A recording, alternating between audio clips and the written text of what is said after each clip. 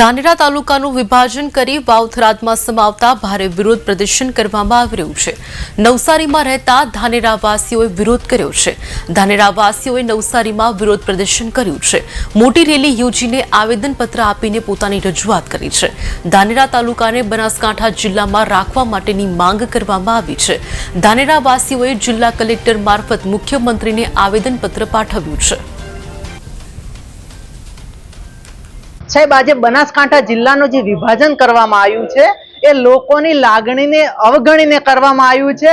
કોઈ એક વ્યક્તિનો અહમને સંતોષવા માટે કરવામાં આવી રહ્યું છે, જેથી પ્રજા ધાનેરા તાલુકાની બધી જ પ્રજા નાખુશ છે।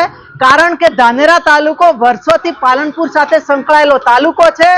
એમની બધી સુખ સુવિધા હોય, શિક્ષણ હોય, હોસ્પિટલનું કામકાજ હોય, એના માટે જનતા હંમેશા પાલનપુર સાથે સંકળાયેલી છે। જો કામ ન પતે તો રાત્રે રહેવાની, ખાવાની અને સુવાની સગવડ પણ પાલનપુરમાં મળી રહે છે, જ્યારે કશું જ સગવડ થરાદમાં નથી।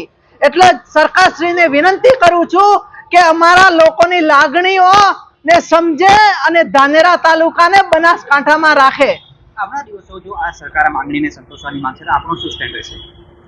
જો સરકાર પ્રશાસન નહીં જાગે, લોકોની માંગણીને નહીં સ્વીકારે તો અમે જન આંદોલન કરીશું, રસ્તા રોકીશું, ટ્રેનો રોકીશું, પરંતુ પ્રજાનું જેમાં હિત છે એના માટે અમે અડગ રહીશું, અડીખમ રહીશું।